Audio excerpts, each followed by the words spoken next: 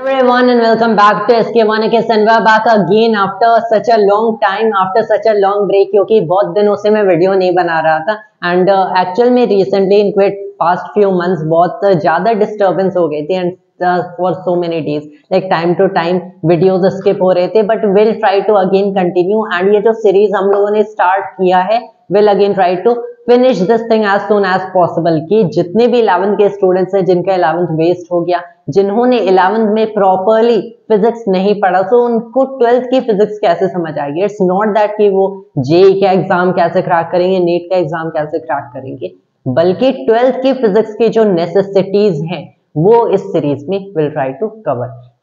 Units and dimensions first chapter obviously बहुत ही important था, we covered that. Motion in straight line is another important chapter, क्योंकि अगर आप देखते हो 12th में इलेक्ट्रोस्टैटिक्स इलेक्ट्रोडायनेमिक्स जैसे आप पढ़ोगे तो यहाँ पे concepts of rest and motion use होते हैं। जब इलेक्ट्रोडायनेमिक्स पढ़ोगे about charges in motion, magnetism पढ़ोगे, so it is all about कैसे चार्जेस मूव कर रहे हैं, तो वहां पे मोशन के कंसेप्ट ऑलरेडी अगर आपके क्लियर है so it proves to be very helpful.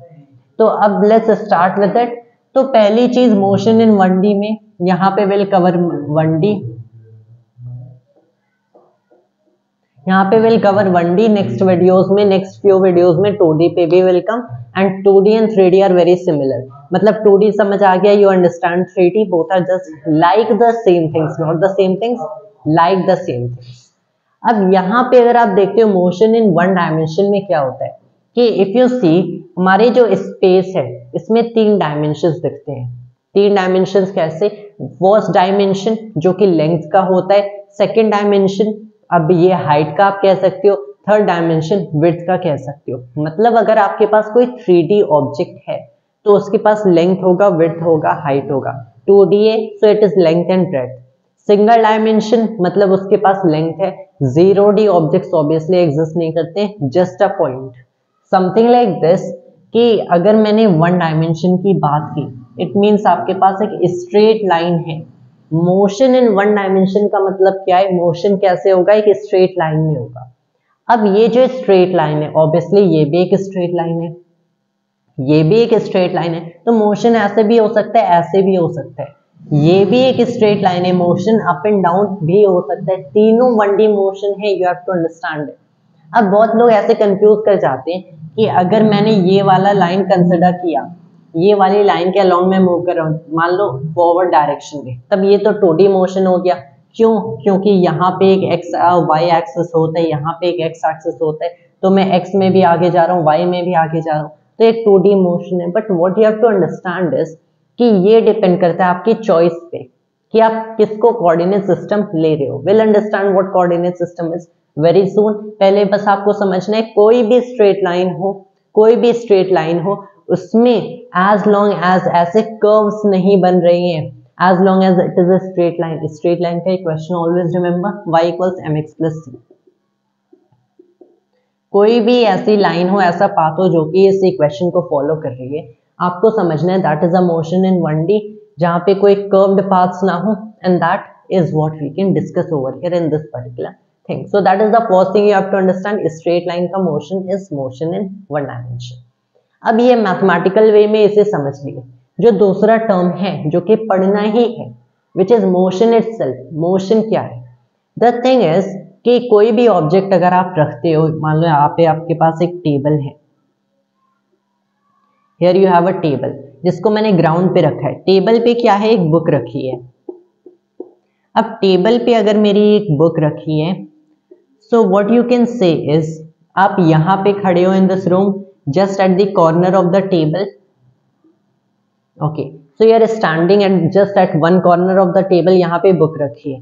Obviously आपको पता है, इतना तो नॉलेज सबको होता है, आप यहाँ पे मूव नहीं कर रहे हो, आप यहाँ पे मूव नहीं कर रहे हो, तो आपको मिलेगा कि ये जो बुक है ये कांस्टेंट डिस्टेंस पे है, एक स्ट्रेट डायरेक्शन, सेम डायरेक्शन में है, नो मैटर कब आप इस बुक को देखते हो। मतलब अगर आपने 12 बजे लेट्स से 12 PM आके इसी पोजीशन में आपने देखा ये बुक को, ये बुक ऑब्वियसली वहीं रखी रहेगी as long as some other person doesn't interfere. 1 घंटे बाद आओ 1 PM पे, ये बुक उसी पोजीशन में रहेगी। मतलब ये 12 बजे से 1 बजे यहाँ पे जो टाइम ड्यूरेशन है 1 आवर का, इस 1 घंटे में ये बुक वहीं उसी पोजीशन में एज लॉन्ग एज आपने यहाँ से मूव नहीं किया, ऐसा भी हो सकता है मूव किए लेकिन फिर कहीं और गए, 1 बजे आके वहीं पे खड़े हो गए। सो 1 घंटे में बुक आपसे एक कांस्टेंट डिस्टेंस पे है, 1 घंटे से पहले जिस डिस्टेंस पे थी उसी डिस्टेंस पे 1 घंटे के बाद है, एंड सेम डायरेक्शन में है। ये स्ट्रेट लाइन अगर आप यहाँ से देखते हो, आपकी आई से थोड़ा एलिवेशन नीचे, स्ट्रेट लाइन में कांस्टेंट डिस्टेंस पे, वी से आपके रेस्पेक्ट में ये बुक एक रेस्ट पे है ड्यूरिंग दिस 1 आवर। ऐसा भी हो सकता है कोई और आए, इस बुक को उठा ले, यहाँ पे टेबल की एज पे रख दे, हो सकता है, लेकिन यहाँ पे उसने किसी और ने किया नहीं, तो as long as it is not happening, आपसे कांस्टेंट डिस्टेंस पे है, सेम डायरेक्शन में, तब ये बुक रेस्ट पे है। Now what you have to understand is कि अगर आप 1 घंटे की ड्यूरेशन में आपने खुद क्या किया कि यहाँ से खड़े होके बेसिकली यहाँ से चल के आप इस पोजीशन में आ गए, उसी डायरेक्शन में अब आप उस बुक को देखोगे अपनी आईज के रिस्पेक्ट में, लेकिन सिंस आप खुद पीछे मूव कर गए, आपको अब लगेगा कि आपके रेस्पेक्ट में ये बुक आगे चली गई है, डिस्टेंस चेंज हो रहा है। इस केस में बुक किस में है? मोशन में है। Now people will say we were in motion, क्योंकि हम चल के पीछे गए, बुक तो वहीं रखी है। द थिंग इज कि मोशन एक रिलेटिव टर्म होता है। Motion is what? It is change in position, distance change हो रहा है किसी भी पर्सन के रेस्पेक्ट में, किसी ऑब्जर्वर के रेस्पेक्ट में, वो एक मोशन है। डायरेक्शन चेंज हो रहा है, वेयर इट इज, मतलब अभी 2 मीटर के डिस्टेंस पे यहाँ पे, बाद में क्या हुआ, बुक को मैंने क्या कर दिया, 2 मीटर की ही डिस्टेंस पे रखा, लेकिन यहाँ पे समथिंग लाइक पहले यहाँ पे 2 मीटर के डिस्टेंस पे था, रिवॉल्व कराए यहाँ पे 2 मीटर के डिस्टेंस पे रखते हैं, ऑब्वियसली मोशन था, क्योंकि 2 metre here also 2 metre that also. लेकिन अब इस बुक को ढूंढने के लिए मुझे 2 मीटर इस डायरेक्शन में चलना पड़ेगा to get it rather than this direction. तो डायरेक्शन एक इंपॉर्टेंट सेंस होता है इन अंडरस्टैंडिंग मोशन। अब ये एक रिलेटिव टर्म है, मतलब आप ऐसा भी बोल सकते हो कि आप वहीं पे खड़े थे, आप इसी पोजीशन पे खड़े थे सिंस बिगिनिंग, लेकिन ये बुक आगे चली गई या फिर ये पूरा टेबल सामने स्लाइड कर गया। इट इज एक्चुअली एप्लीकेबल, ऐसा कहा जा सकता है। क्यों? क्योंकि you want feel it. The thing is कि आप मोशन को कभी फील नहीं कर सकते हो। सो motion is what? Change in position. इसका नेचर क्या है? रिलेटिव है, इसको कभी फील नहीं किया जा सकता। द थिंग इज हम सब मोशन में, ऑब्वियसली अर्थ रोटेट कर रही है, अर्थ रिवॉल्व कर रही है, लेकिन हमें फील नहीं होता है, एटलीस्ट की the fact it is basically अगर आप देखते हो थोड़ा बहुत फील होता है इन दिस पर्टिकुलर केस, जो कि अफेक्ट ग्रेविटी पे करता है। क्यों? इस केस में एक एक्सेलरेशन नाम की चीज इन दिस पर्टिकुलर कॉन्टेक्स्ट आ जाती है, जो कि will be discussing later. A more general example will be कि एक स्मूथ सा रोड है, उसमें एक कार है, you are sitting in that car and आप आगे जा रहे हो with constant speed of 60 kilometre in hour. जब आप एक constant speed of 60 kilometre an hour से कार में बैठे हो एंड जा रहे हो, and you have to remember कि स्पीड कांस्टेंट है। Now what you do is basically ये जो विंडो है इसको क्लोज कर दो, विंडोज क्लोज हो गए। After that what basically happens over here कि आपको बेसिकली कोई सेंस नहीं मिलना चाहिए rather other than seeing outside, जो कि ऑब्वियसली अब बाहर देखने का कोई तरीका नहीं है, विंडो क्लोज हो गया। साउंड को रिमूव कर दो इस कार से, कि जो साउंड कार से बेसिकली चलने में आती उस साउंड को रिमूव कर दो। मैंने बाहर से देखा कि आप 60 किलोमीटर पर आवर की स्पीड से मूव कर रहे हो, मैंने बाहर से देखा। आप अंदर बैठे हो and obviously 60 kilometre an our मेरे रेस्पेक्ट में जा रहे हो, लेकिन क्या आपको खुद को पता चलेगा कि आप 60 किलोमीटर एन आवर से मूव कर रहे हो? You won't be able to tell it. लेकिन मैंने एक एग्जम्पशन क्या लिया कि ये कार कोई साउंड नहीं करेगी। जब तक ये कार कोई ऐसा साउंड नहीं करेगी, आपने विंडो बंद कर दिया तो आपको पेड़ पीछे जाते नहीं दिख रहे, तो यू विल फील कि आप बेसिकली रेस्ट पे हो, आपको पता ही नहीं चलेगा कि आप 60 किलोमीटर एन आवर की स्पीड से आगे जा रहे हो। That is the thing, motion को कभी फील नहीं किया जा सकता, लेकिन आपको तब पता चलेगा जब 60 किलोमीटर एन आवर से ये कार नीचे हो जाएगी इसकी speed to 30 kilometre an hour. मान लो ड्राइवर को स्पीड कम करना पड़ा एंड उसने इसमें से 30 किलोमीटर एन आवर सब्ट्रैक्ट कर दिया। जैसे इसकी स्पीड कम होगी यू विल फील आप आगे सडनली जर्क कर जाओगे। When that happens so you are able to tell कि आप मोशन में थे। जब कांस्टेंट स्पीड थी you are in relative motion, आप बेसिकली रिलेटिव मोशन में थे, आप खुद को रेस्ट पे मान सकते थे।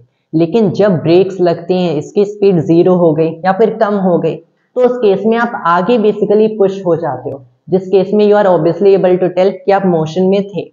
अगर यही इसकी स्पीड 0 थी, इसको आपने एक्सेलरेट कराया, 30 किलोमीटर एन आवर हो गई, इस केस में आप बता पाओगे कि आप मोशन में हो। क्यों? क्योंकि जैसे 0 से 30 तक इसकी स्पीड इंक्रीज होगी you will feel pushed backwards inward in your seat, तो ऑब्वियसली आप बता सकते हो कि मोशन में हो। तो you have to understand motion हमेशा एक रिलेटिव टर्म नहीं होता है। Motion is a relative term जब तक ये कांस्टेंट स्पीड से होता है। स्पीड क्या है विल डिस्कस शॉर्टली। ऑब्वियसली एक जनरल आइडिया सबको होता है स्पीड का, तो जब तक कांस्टेंट स्पीड से होगा, सेम डायरेक्शन में होगा, तब तक मोशन रिलेटिव होता है। अगर ये स्पीड चेंज हो गया या फिर डायरेक्शन ऑफ मोशन चेंज हो गया तब मोशन रिलेटिव नहीं होता है, उसे फील किया जा सकता है। And this force we can discuss about as pseudo force, but that will be done in NLM. तो first of all I'll rub all of it because it's so alright. तो मोशन का nature discuss हो गया। Relative कब होता है? तो relative तब तक होगा बेसिकली जब तक स्पीड कांस्टेंट होगी, डायरेक्शन ऑफ मोशन चेंज नहीं हो रहा है। तो यहाँ पे मोस्ट ऑफ केस में रिलेटिव मोशन की डिस्कशन होती है, जिसे सिंपलेस्ट केस ऑफ मोशन कहा जाता है। But will look at some complicated cases also and try to make them simple. अब हम लोग फर्दर प्रोसीड करते हैं। मोशन में एक बहुत इंपॉर्टेंट टर्म होता है जो कि पूरी मोशन को गवर्न करेगा, position. Position is basically what defines motion. जैसे मैंने बताया था वो वाला एग्जांपल जहां पे टेबल पे बुक रखी है, you are standing at one edge of the table. Obviously अगर आप बुक को देखते हो 1 घंटे बाद वो बुक वहीं पे है आपके रेस्पेक्ट में। नाउ द थिंग इज कि उस बुक को मैं एक बेसिकली नंबर असाइन कर देता हूँ, एक काइंड का नंबर असाइन कर देता हूँ, एक क्वांटिटी जिसे पोजीशन कहते हैं, कि वो बुक आपसे कितनी दूर है और किस डायरेक्शन में है। क्योंकि if you look at it, यहाँ पे मैंने बुक रखा है, it is kept on at this table. Now what kind of table is this? Let's just assume this one sort of table. ये बुक रखी है, आप यहाँ पे at this edge of the table खड़े हो।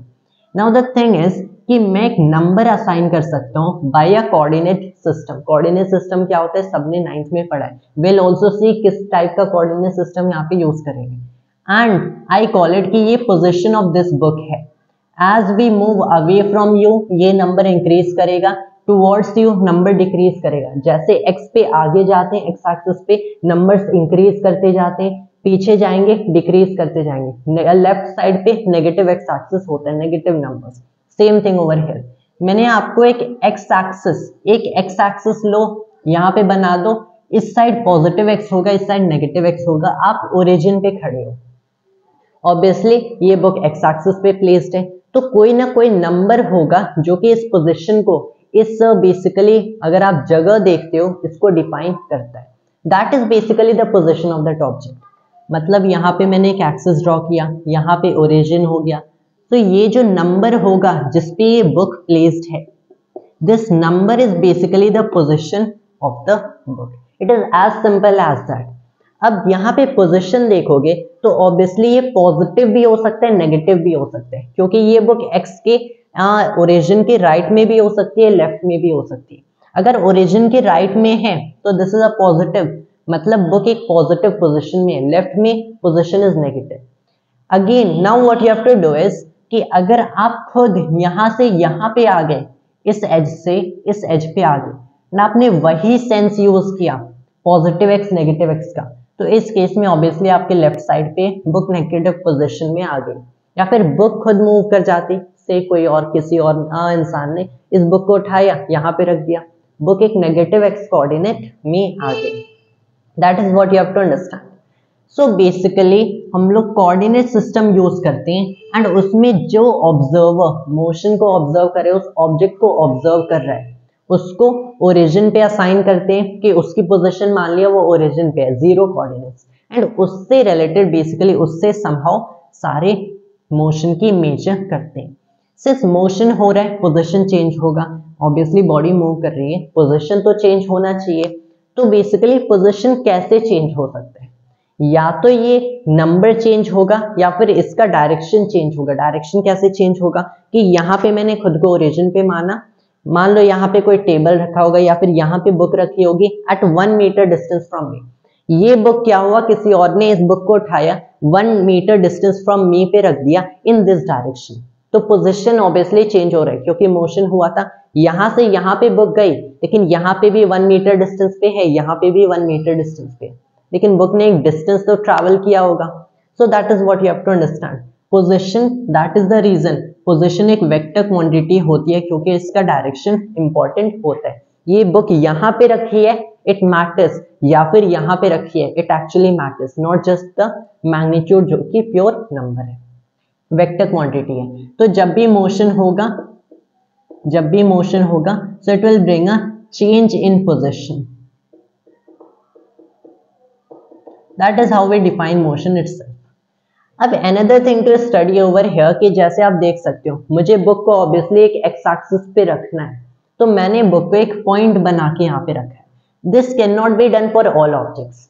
जैसे आप देखते हो एक व्हील है आपके पास, यू हैव अ बुक, जैसे मैंने यहाँ पे लिया है, या फिर कोई भी दूसरी रैंडम शेप का बॉडी, इन सबके एक चीज कॉमन है कि जब वो मोशन करेंगे तो इन तीनों ऑब्जेक्ट्स को आप एक पॉइंट से रिप्रेजेंट कर सकते हो कि मान लो ये तीनों ऑब्जेक्ट्स क्या हैं, सर्टेन पॉइंट है एंड इस पॉइंट की मोशन की स्टडी करो। But here the thing is, यहाँ पे असम्पशन है ऑफ कोर्स, क्योंकि ये जो व्हील है जो कि रोटेट करेगी एंड फिर आगे जाएगी, व्हील स्पिन करती है, so it basically rolls, book slide कर जाएगी। ये ऑब्जेक्ट कैसे भी, ये स्पिन भी कर सकता है, स्लाइड भी कर सकता है। इन तीनों को मैंने पॉइंट बनाया, लेकिन उससे सिर्फ हम लोग इसकी ट्रांसलेटरी या फिर रेक्टिलिनियर मोशन स्टडी करते हैं। द थिंग विद ट्रांसलेटरी या फिर रेक्टिलिनियर मोशन इज कि ये जो स्ट्रेट लाइन वाली मोशन स्टडी होती है, दैट इज ट्रांसलेटरी या फिर रेक्टिलिनियर मोशन। तो now what you can understand is ये जो पॉइंट मूव करेगा, आगे मूव करेगा, पीछे मूव करेगा। Another condition for this is कि ये तीनों जो डिस्टेंस ट्रैवल करेंगे ये बहुत ज्यादा होना चाहिए कंपेयर करो इनकी साइज से। जैसे इसका जो भी सर्कमफ्रेंस होगा या फिर रेडियस होगा, इसका जो भी लेंथ होगा, या फिर इसकी जो भी साइड आप यहाँ से यहाँ तक की कंसिडर करो, दिस साइज अगर मैंने इसको L माना, so L must be very much smaller to the distance it is travelling. जो भी डिस्टेंस ट्रैवल कर रहे हैं उससे इसकी साइज बहुत ही छोटी होनी चाहिए, क्योंकि जब बहुत ही छोटी होगी एंड मैं देखूंगा कि ये यहाँ से वहां पे जा रहा है, उस केस में मैं क्या मान सकता हूँ कि ये तो एक पॉइंट ही है एंड ये पॉइंट यहाँ से वहां तक जा रहा है। तो जब ये कंडीशन अप्लाई होगी तब इसे हम लोग एक पॉइंट पार्टिकल से रिप्रेजेंट करते हैं। सो इन दिस केस मैंने पॉइंट पार्टिकल से रिप्रेजेंट कर दिया, ये बुक को मैंने एक पॉइंट पार्टिकल मान लिया। So always remember size of the object बहुत ही छोटी होनी चाहिए compare to the distance it travels. जब इसे पॉइंट पार्टिकल से हम लोगों ने रिप्रेजेंट कर लिया तो इस पॉइंट की स्टडी की जाती है। As a whole in bodies को कैसे स्टडी करेंगे कि हमें पॉइंट नहीं माना, हमें ये assumption नहीं चाहिए, तो वो सिस्टम ऑफ पार्टिकल्स और centre of mass and rotational motion में उसकी स्टडी विल बी डूइंग। तो motion is basically change in position, इतना समझ गए। पोजीशन मेजर कैसे करेंगे, एक एक्सिस बना लो, यहाँ पे मैंने पॉजिटिव एक्स लिया, यहाँ पे नेगेटिव एक्सिस, ये नंबर इज बेसिकली, नंबर का measure is the position. Positive negative sign से 1D में देखेंगे, 1 डायमेंशनल मोशन स्टडी करें तो पॉजिटिव नेगेटिव लगा के we can get the direction कि राइट पे है या फिर लेफ्ट पे है। अगर 2D मोशन होगा तो कंप्लीटली एक वेक्टर से हमें देखना पड़ेगा। अब what we can see is about displacement. जैसे चेंज इन पोजीशन हो रहा है, ऑब्वियसली पोजीशन चेंज करे तभी मोशन है, तो इसी चेंज इन पोजीशन को डिस्प्लेसमेंट कहते हैं। ये जो क्वांटिटी है displacement, this is the delta x. अब डेल्टा एक्स का क्या मतलब, डेल्टा एक्स का मतलब कि एक्स एक इनिशियल वैल्यू से एक फाइनल वैल्यू तक चेंज हो रहा है। इस बुक को मान लो मैंने यहाँ पे रखा था एक इनिशियल पोजीशन एक्स आई, एक्स सब आई या फिर एक्स आई पे, ये बुक चली गई, किसी ने इसे उठा के रख दिया यहाँ पे, तो ये इतना मूव कर गई एक्स एफ पे। तो ऑब्वियसली मैं देख सकता हूँ कि मैंने ओरिजिन को यहाँ पे रखा था, इतना मेरा एक्स आई था जहाँ पे बुक पहले रखी हुई थी, फिर ये एडिशनल मूव की एंड ये आ गई एक्स एफ पे, तो ये बेसिकली एक्स आई है, ये एक्स एफ है। Now the thing that you have to do is कि मैंने बताया डिस्प्लेसमेंट क्या है, change in position. Change in position का मतलब क्या, final position minus initial position, किसी भी क्वांटिटी की final value minus initial value is कि कितना वो क्वांटिटी चेंज हुई।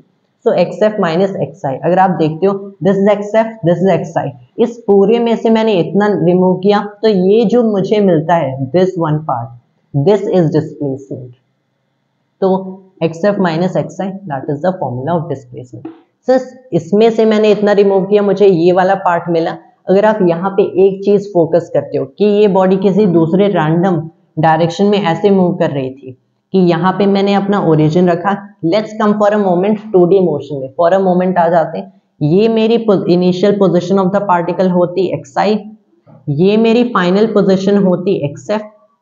तो ऑब्वियसली अगर मैं देखता हूँ this is x I, this is x F, ये बॉडी यहाँ से यहाँ तक मूव की, कितना मूव की, इतना बेसिकली मूव की, this is x f minus x i vectorly. तो ये जो x f minus x i है दिस इज माई डिस्प्लेसमेंट। तो डिस्प्लेसमेंट को ही सिंस मैंने एक चेंज इन पोजीशन बताया, इसको एक्सप्लेन करने का एक और बहुत ही अच्छा सा तरीका होता है द शॉर्टेस्ट डिस्टेंस या फिर shortest path between two points. दोनों पॉइंट्स के बीच का जो शॉर्टेस्ट पाथ होगा that is displacement. It is clearly, अगर मुझे यहां से यहां तक शॉर्टेस्ट पाथ में जाने, ये स्ट्रेट लाइन, अगर मुझे यहां से मैंने ये वाला पाथ फॉलो किया तो कोई भी डिस्टेंस मैंने ट्रैवल कर लिया, लेकिन शॉर्टेस्ट पाथ यहां से यहां तक जाने का यही होगा, सो दैट इज डिस्प्लेसमेंट। तो ये डिस्प्लेसमेंट का कंसेप्ट भी अंडरस्टूड प्रॉपर्ली। डिस्प्लेसमेंट को मीटर में मेजर किया जाता है क्योंकि it is a sort of length, obviously units dimensions में पढ़े।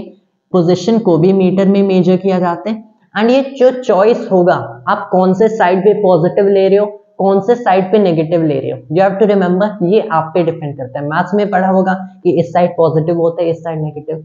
फिजिक्स में मेजॉरिटी ऑफ प्रॉब्लम्स में इस साइड पॉजिटिव इस साइड नेगेटिव लेते हैं, but you have to understand कि ये चॉइस एक्चुअल में आप पे ही होती है कि आप कौन सा साइड पॉजिटिव ले रहे हो। इस साइड भी पॉजिटिव ले सकते हो, क्वेश्चन में स्पेसिफाइड है, तब you have to go according to that, वरना ये चॉइस आपकी बेसिकली होगी। That is one thing you have to understand. That is the reason किसी भी क्वांटिटी की जो पोजीशन होती है ये एब्सोल्यूट नहीं होती है। मतलब अगर मैंने लिया कि यहाँ पे मैंने ओरिजिन कर दिया, ये बुक मेरी यहाँ पे रखी है, तो इसको मैं पॉजिटिव लेट्स से 2 मीटर कह रहा हूँ। फिर अगर मेरा कोई फ्रेंड उसी पोजीशन पे खड़ा है, उसने ये वाला साइड पॉजिटिव लिया, ये वाला नेगेटिव ले लिया, तो उसके लिए नेगेटिव 2 मीटर हो जाएगा क्योंकि राइट साइड है। लेकिन दोनों ही करेक्ट हैं क्योंकि दोनों ने दो डिफरेंट कोऑर्डिनेट या फिर सेट ऑफ एक्सेस ले लिए। That is what we understood about displacement and obviously जानते हैं x f minus x i है, तो टुवर्ड्स पॉजिटिव साइड मूव करेंगे और ज्यादा फ्रॉम ओरिजिन पे जाएंगे, डिस्प्लेसमेंट पॉजिटिव होगी, will come towards the origin negative होगी। Now we'll pause the video and rub all of it and all right back here again। अब displacement हम लोगों ने कवर कर लिया है। Now let's discuss about velocity and stuff। तो motion है obviously change in position होगा, motion है तो change in position होगा। अब यहाँ पे बेसिकली एक कंप्लीटली अगर आप देखो इस डेफिनेशन पे रिलाई करते हो तो एक कॉन्ट्रडिक्शन आता है। The thing with this is कि अगर मेरा कोई ऑब्जेक्ट है या फिर कोई भी बॉल है, मेरा यहाँ पे एक पॉइंट है, ये यहाँ पे मैंने ओरिजिन लिया, ये एक पॉइंट पार्टिकल है जो कि एक इनिशियल पोजीशन एक्स आई पे रखा है at the x axis. Let's see classical system हम लोग लेते हैं, यहाँ पे पॉजिटिव एक्स है, यहाँ पे नेगेटिव एक्स है। अब बेसिकली क्या होता है कि ये पार्टिकल यहाँ पे मूव करता है, किसी और कुछ और डिस्प्लेसमेंट ट्रैवल करेगा एंड ये पार्टिकल यहाँ पे delta x, what is delta x, यहाँ से यहाँ तक का वेक्टर कवर करके एक एक्स आई एक्स एफ पे आ जाता है। ठीक है, हमें पता है delta x equals x f minus x i. Then what happens कि ये पार्टिकल एक्स एफ से वापस एक्स आई पे आ जाएगा एंड माइनस डेल्टा एक्स यहाँ पे कवर करेगा। When it does so, obviously final position xi हो गया। तो obviously पार्टिकल मूव तो किया था, मोशन में था, ये xf तक गया, लेकिन फिर ये वापस आ गया टू xi। डिस्प्लेसमेंट कितना है? Displacement is final position minus initial position. Final तो यहीं पे आया, इनिशियल भी यहीं पे था, दोनों पोजीशन तो सेम है, डिस्प्लेसमेंट 0 हो गया। अगर ये पार्टिकल, मान लो मैं यहाँ पे खड़ा हूँ, मैं यहाँ पे 2 स्टेप्स फॉरवर्ड मूव किया and then I get back to the same position, तो मैं आगे गया था, वापस पीछे आया, ड्यूरिंग दिस ड्यूरेशन में मोशन में तो था, लेकिन वापस उसी पोजीशन पे हो। फाइनल वही है एंड इनिशियल वही है, दोनों पॉइंट्स कोइंसाइड कर रहे हैं, तो डिस्प्लेसमेंट मेरी 0 हो गई। तो यहाँ पे बहुत बार हो सकता है कि मोशन में पोजीशन में बेसिकली कोई चेंज ना है, लेकिन इन बिटवीन मोशन हुआ था, तो यहाँ पे obviously final position initial position coincide कर सकती है। अगर ये एक्सेप्ट से इस यहाँ पे आ जाता, दैट इज एक्सेप्ट से एक माइनस एक्सेप्ट कवर करके ऑब्जर्वर के पास आ जाता, तब डिस्प्लेसमेंट कितनी होती? तब डिस्प्लेसमेंट होती माइनस एक्साई। क्यों माइनस एक्साई? क्योंकि ये एक्साई पे था, तो अब डिस्प्लेसमेंट क्या होगी? फाइनल पोजीशन जो कि 0 है, माइनस में इनिशियल पोजीशन एक्साई है, तो माइनस एक्साई। तो अगर ये एक्सेप्ट पे जाके 0 पे आ जाते, so it will be equivalent to saying कि ये एक्साई से सीधे 0 पे आ गया, ओरिजिन पे आ गया। तो यहाँ पे लेकिन ऑब्वियसली यहाँ पे ज्यादा टाइम लगा होगा, इसमें कम टाइम लगा, इसीलिए एक कंसेप्ट और ऐसे एक्सप्लेन होता है, which is the concept of distance travelled. Distance is not a vector quantity, that is the first thing I am going to tell. Scalar है and it is a scalar, that is the reason ये exist करता है। हमें displacement का एक scalar version चाहिए। क्यों काम आता है? क्योंकि अगर मैंने बेसिकली देखा, ऑब्वियसली अगर आप एक बाइक से लेट्स से ट्रैवल कर रहे हो, तो आप बाइक से गए, एक्सेप्ट पे गए, वापस ओरिजिन पे आ गए, दैट इज केस 1। केस 2 में आपका कोई फ्रेंड है, उसी बाइक से ट्रैवल किया, एक्सआई से सीधे ओरिजिन पे आ गया। फ्यूल तो ऑब्वियसली कम लगेगा अगर आप एक्सआई से सीधे ओरिजिन पे आ जाते हो, कंपेयर्ड टू पहले एक्सेप्ट पे जाते हो फिर ओरिजिन पे आते हो। तो यहाँ पे फ्यूल में जितना कंज्यूम हो रहा है उसमें एक डिफरेंस है। तब बेसिकली ये डिफरेंस आता है क्योंकि आपकी डिस्प्लेसमेंट सेम है, लेकिन जो पाथ आपने यूज किया है ये अलग है। पाथ से रिलेटेड होता है कंसेप्ट डिस्टेंस का। Distance basically is nothing but path length, कि जो पाथ के अलोंग आप गए उसकी लेंथ क्या है, समथिंग लाइक दिस। मैंने एक्सआई पे था ऑब्वियसली, फिर मैंने क्या हुआ, मैंने पहले यहाँ पे एक्सेप्ट पे गया, then I return back to origin, this is my path length, ये एक्सआई है, ये एक्सेप्ट है, ये मेरा path length in first scenario. Second में मैंने क्या किया कि एक्सआई पे हूँ, ओरिजिन पे सीधे आ गया, this is my path length in the second case. तो ऑब्वियसली यहाँ पे मैंने एक ज्यादा लंबा पाथ कवर किया, यहाँ पे एक छोटा पाथ कवर किया, तो इसकी जो लेंथ आप देखोगे यहाँ पे मैंने कितना कवर किया, this is greater than this वाला, मतलब इस केस में मैंने ज्यादा डिस्टेंस कवर किया। डिस्टेंस को मेजर कर सकते हो, बस आपको इसी की लेंथ मेजर करनी है। इमेजिन कि ये बेसिकली एक लाइन है, आपने इसे स्प्रेड किया इन सच अ डायरेक्शन, लाइन को आप बेसिकली मेजर कर सकते हो, लाइन की length actually, so that is what you have to actually measure. तो डिस्टेंस भी मीटर में मेजर होगा। डिस्टेंस एंड डिस्प्लेसमेंट में सबसे पहला जो रूल है, अगर आपको देखना है, difference, distance is scalar, displacement vector. तो डिस्प्लेसमेंट किस डायरेक्शन में जा रहे हो मैटर करेगा, डिस्टेंस किस डायरेक्शन में जा रहे हो नहीं मैटर करेगा। आप पहले यहाँ पे गए फिर यहाँ पे वापस आए, it doesn't matter, total path length यही होगी and that is the thing. लेकिन यहाँ पे magnitude wise it actually does matter very much. तो अब अगर हम लोग देख लेते हैं कि अगर आप मान लो जैसे एक्सआई से एफ तक गए, तो obviously let's say in this particular scenario